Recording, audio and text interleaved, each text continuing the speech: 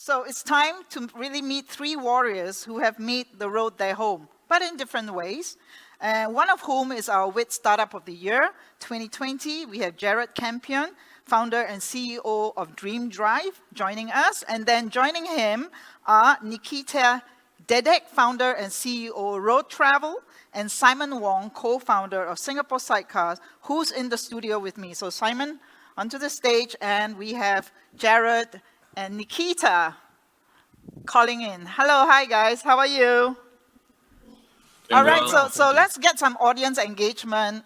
Would you take a seat? Sorry, I forgot that there's a human on stage. I'm so used to looking at people there. There's a human here. Oh my gosh. I'm seeing so many people in one room. It's nuts. I've seen Right. this for 18 months.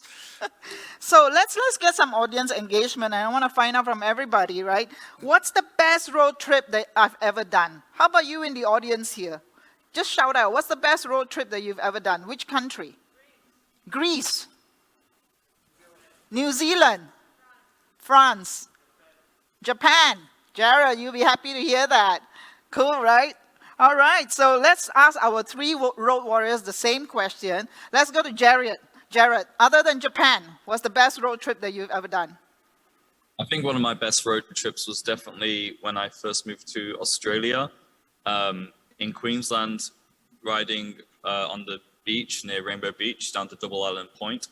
And it's a real experience waiting for the tides to move away so you can drive and not get waterlogged. Right. It's an amazing surfing place there. Okay, what about you? What about you, Nikita? Oh, well, the best road trip is still ahead, right? But from what we've already tried, I would say, and it's unfair to be choosing one specific, but still I would say Iceland. Iceland, okay. In the winter. Absolutely. In the winter. Oh my gosh. Yes, slip sliding away on the snow. What about you, Simon? Oh, yeah. It was going over very, very bumpy roads in this massive four-wheel drive across Tiger Leaping Gorge in Yunnan. Okay, that's beautiful with all the gorges and the twists and turns, which I think you all have had to make the last year. A lot of twists and turns, a lot of detours. I'm going to start with Jared. You know, when you presented at WiT last year, your dream was to unlock Japan for road trips via camper vans, but unfortunately hasn't been possible. So you pivoted into becoming a camper van builder, which is quite a change in direction. And we're just going to show a video. So this is a very slow road trip. We're going to show a couple of videos. Let's play a video of the new van that you've built, cargo van.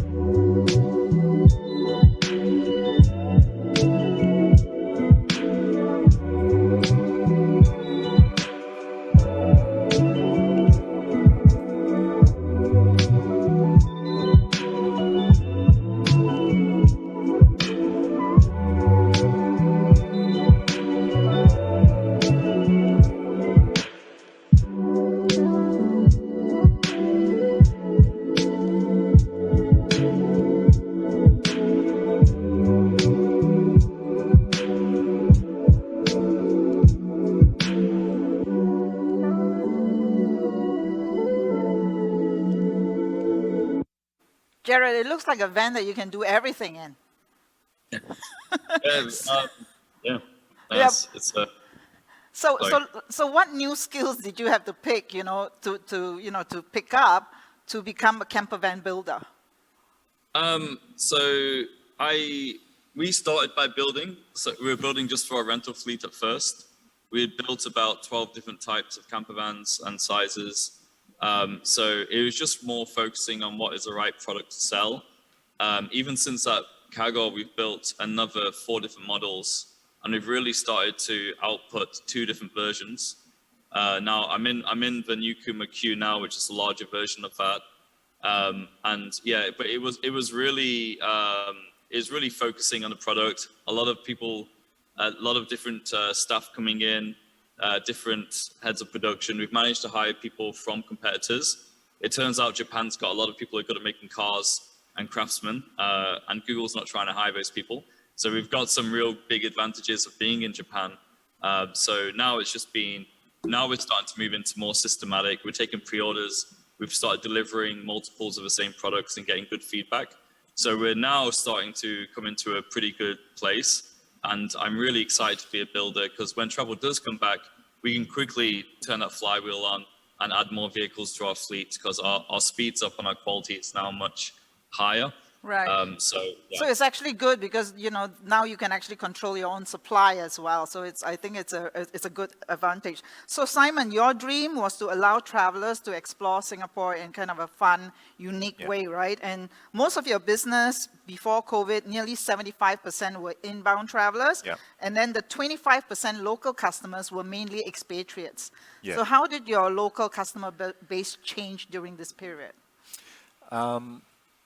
That local customer base, very interestingly, it started off with expats as soon as Singapore was, as soon as we were allowed out again and local travel resumed. So tons of expats would turn up and say, okay, look, we've got all the kids here. We've been here for a year. And then you kind of work backwards and realize, okay, that means they've not traveled anywhere yet. So so we started getting a lot of expats wanting to just spend time exploring in an interesting way. So sidecars seemed to be it.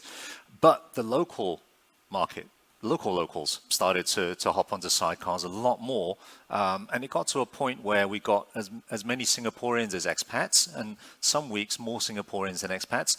The main reason why locals might do it is not just to see Singapore from a slightly different angle, because you're on a sidecar and you get to go down little alleyways and you get to go slightly off the beaten track to places you might not normally find if you're going around on foot or going around on your own. So locals found that interesting, but they also found it as a very interesting way to celebrate. So you'd get groups of 10 turning up and saying, okay, grandpa's birthday, and we want a couple of generations taking grandpa out. We were still allowed 50, and then phase 2, it was 20 per group. Okay, so you were really operating throughout the period. We've been operating throughout. That's quite lucky. Okay, so Nikita, Road.Travel, you pitched at WiT 2019 as an online trip planning, booking, and experiences platform for road trips, connected and autonomous cars, right? Autonomous cars. And your dream is to make road trips easier, cleaner, and regular for travelers. Now let's show a video of how you enable an electric car road trip in Russia, which I thought was quite interesting. So let's play a video now.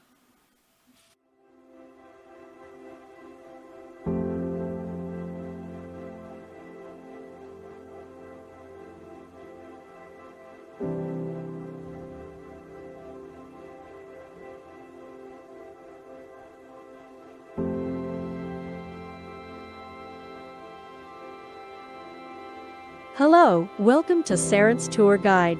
Let's start our trip and move ahead.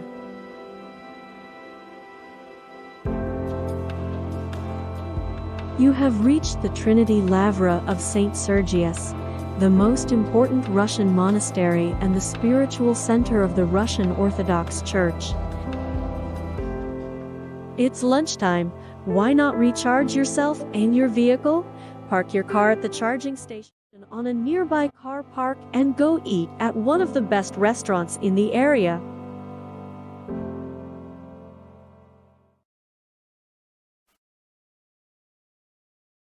The main pain point that you're trying to solve for travelers? Oh, that's a good question. There is too many, really. Stick to one. Okay, lack of information in general. Because, depending on the type of vehicle, depending on the destination, you have to plan ahead always when you're going on a road trip. So it includes trip planning as an essential part of the road trip. You start with trip planning. And we kind of wanted to remove that bit from the equation. People who are willing to plan trips will be planning trips, and we created a tool for that.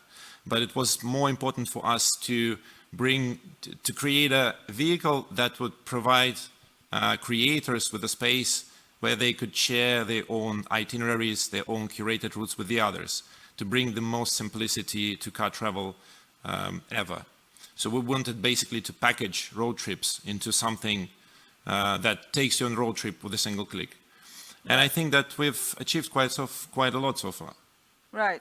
Okay, so Jared, now coming back to you, the book and the movie Nomadland, which, you know, the book is incredible, it certainly lifted the lid on a subculture of American life, right? You know, where van life was a necessity, not a choice.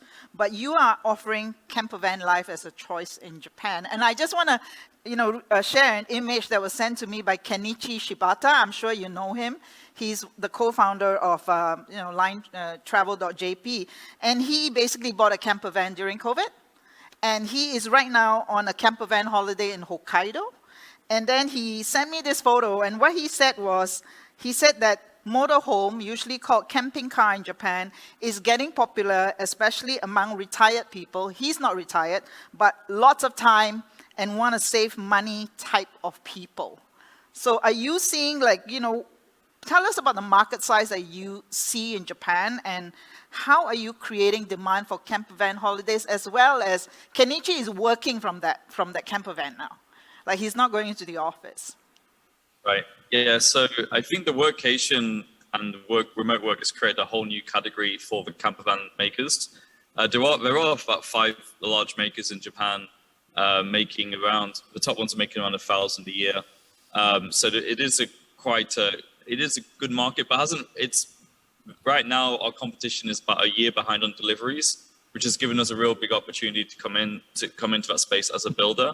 But yeah, the remote from work, the idea that you can have your office and be anywhere and keep up with your work is really interesting. And the new technology of batteries, being able to use the batteries to power everything and power air conditioning is like a new thing and a game changer as well. So It's really exciting. Right, and Japan, the infrastructure is pretty good for those kind of holidays, right? Because, you know, there are lots of parking spots where you can absolutely just park for free, right? Absolutely, they have the onsen, they have the bathhouses, and it's very open. There's lots of free spots, nice clean toilets, and really nice driving around roads. And Google Maps makes it really easy to get around to, which is great. Well, Nikita could make it easier, you know, if he curated some road trips for you in Japan. So Simon, other than marketing to local consumers, you also had to get creative with partnerships with hotels. So if you can name a partnership that worked really, really well for you? Yes, we did something quite interesting with Mandarin Oriental. So we have this Crazy Rich Asian sidecar tour where you hop around all the different heritage sites that appeared in the movie.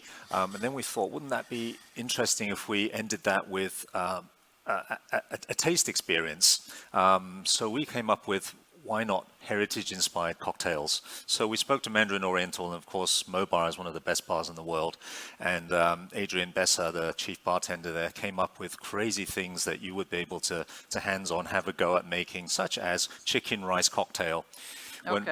When he gave me chicken rice cocktail, they said, try that. This is what we'll have at the end of the tour. And I said, I don't know if that's going to, I don't really know about that. But I tried it, and it's really good. It really works. Interesting. Yeah. Interesting. Well, you know, we are definitely getting very creative in this period. Chicken rice cocktails, honestly. So Nikita, I mean, you found a good traction with tourism boards, I think, in the last year, and also car companies. And you have a project with Visit Saudi. And I went to their website, and it was interesting to see that you've now, you know, put together Saudi road trips, and you're also working on a project called the Saudi Highlands, right? So a really new market for Saudi Arabia right now. Tell us about this partnership.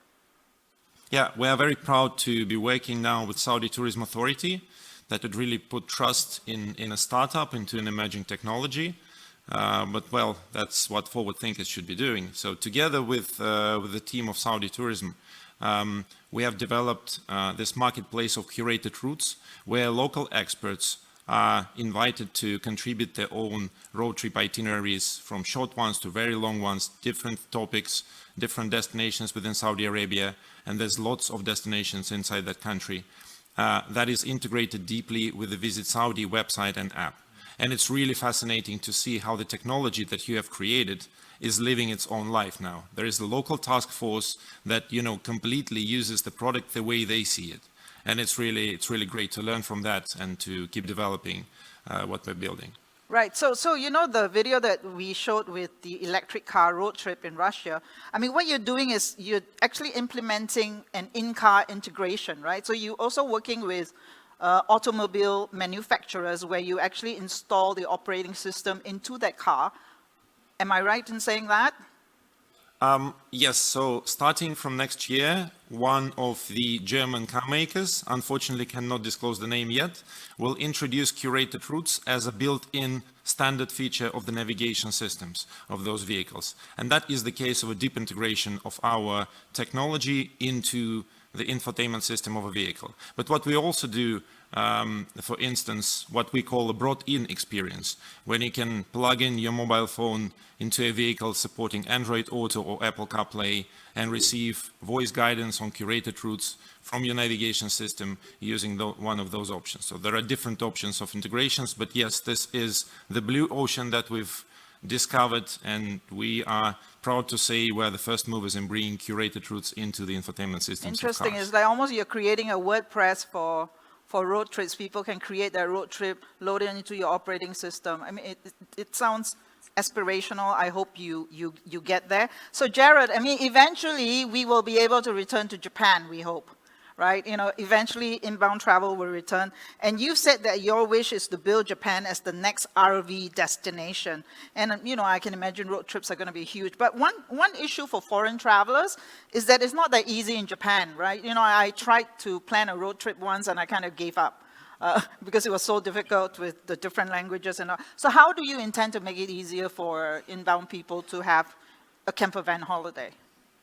Sure. So we've actually created an association of road travel in Japan and what we're doing now is we're working with local prefectures to create itineraries like guided 4-day trips where go here, park here, here's an onsen, here's a bathroom, and really make it really simple for people to just pick up a van and see tons of options. We're also partnering now with Tokyo Hotels, a large hotel operator here, to do packages with some of their hotels as well. And we've also started selling our camper vans to other rental-car companies. We're lucky enough to be #1 now on Google for camper vans in Japan. So we're starting to sell vans to other rental-car companies, people who already have the infrastructure, they have a way of cleaning the vehicles, and then we can provide them the vans, and also in the future maybe provide customers when they come back, so more pickup options and things like that too. Right. So there's a lot of exciting possibilities. So almost like a plug and play, and I can go on this road trip where you've recommended, because one of the challenges was actually trying to find car parks, you know, where you're staying, you know, and that's such a huge challenge in Japan if you're renting. So in the cities it's hard, yes. Okay. All right, Simon, you have a fleet of 15 sidecars now. You were planning to have a lot more, but you kind of have 15 now. And you had plans to do cross-border road trips, which would have been so cool. So let's play a video of the 500-mile sidecar ride that we did together to Penang in 2018 to raise funds for cancer research. So let's play that video.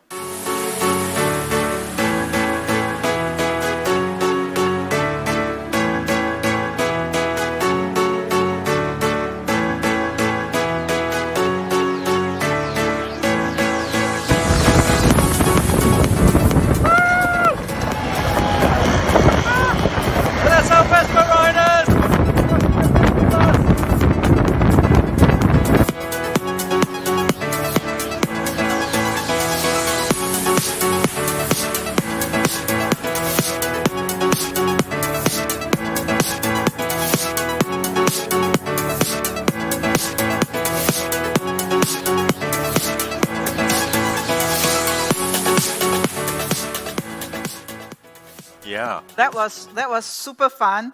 So do you still have dreams of cross-border road trips when this thing ends? Yeah, definitely. Yeah, definitely. We have plans for putting together something for Nepal. So this was in the pipeline.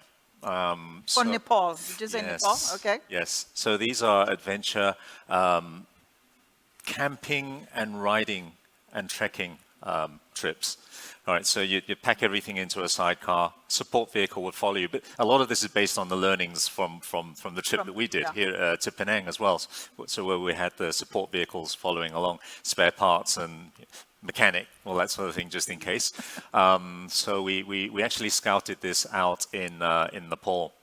And we found some really, really good routes to link together some very, very nice villages. You'd normally spend 10 days or a couple of weeks walking in between, perhaps, but we wanted to link together these destinations with very, very scenic rides. And then the rides would then involve a little bit of hardship, just sort of setting up the tent outside at night. It will be pretty cold, but really worth it. Well, can you imagine a sidecar trip through Nepal, guys? I mean, wouldn't that be absolutely amazing? So let's talk about money. Let's talk about money, Nikita. I mean, you're a startup. You are closing an investment round of $3 million, right? And you want to invest in B2C marketing. And right now, 90% of your revenue comes from B2B and B2G contracts.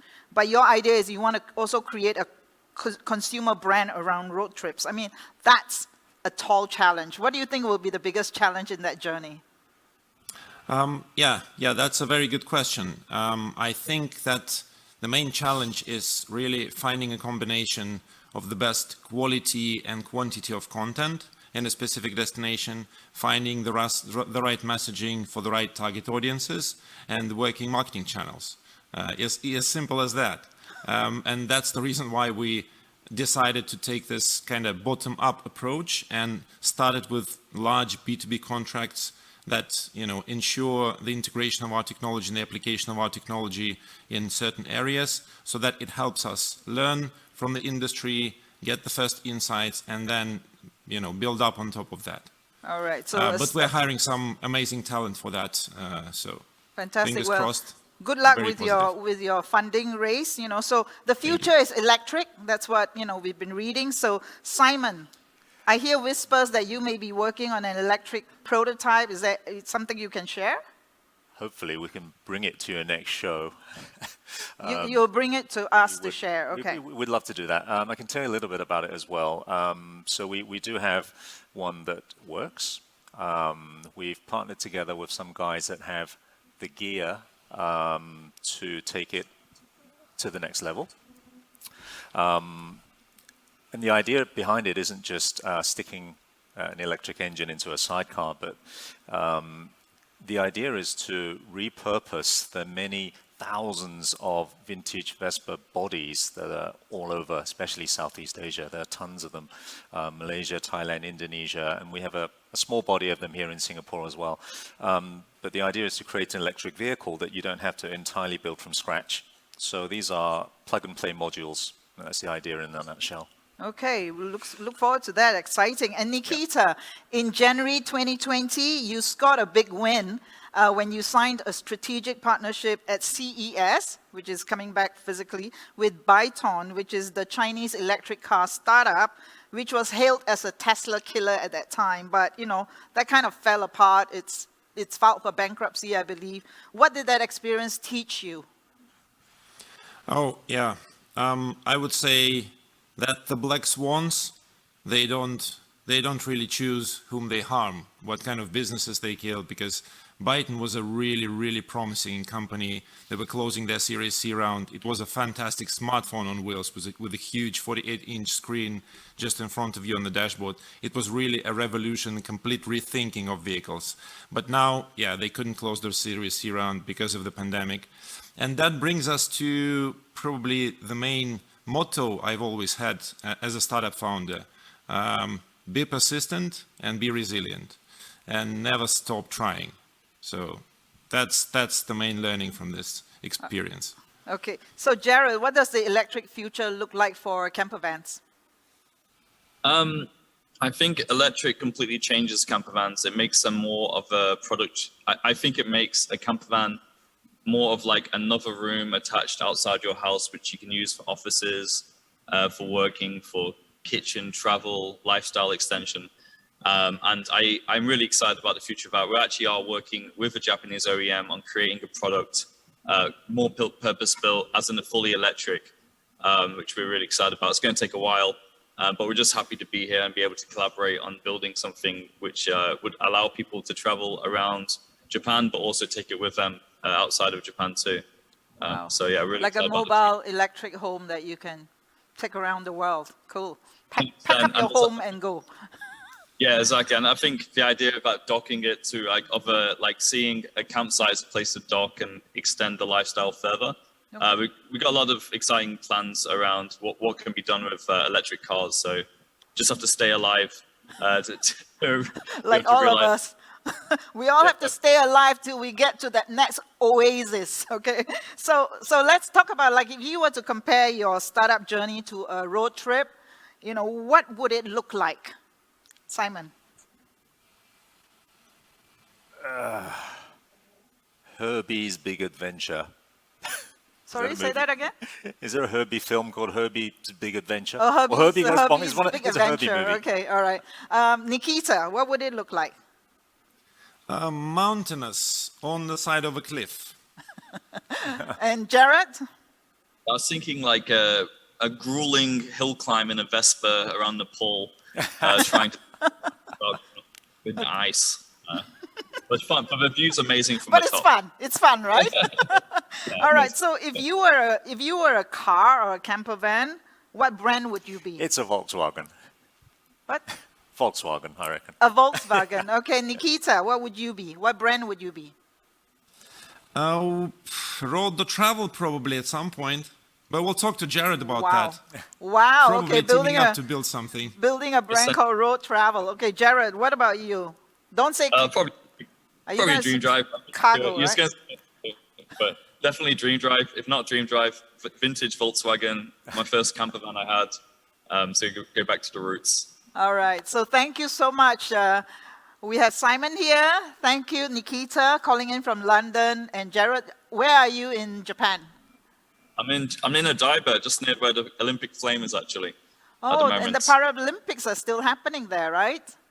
Still going on. I was Fantastic. lucky enough to go along to one of the actual events. So it's a great time here. All right. Well, we look forward to seeing you on the road somewhere, on a road trip, on one of your plug-and-play curated trips and a sidecar trip through Nepal. Thank you, Simon.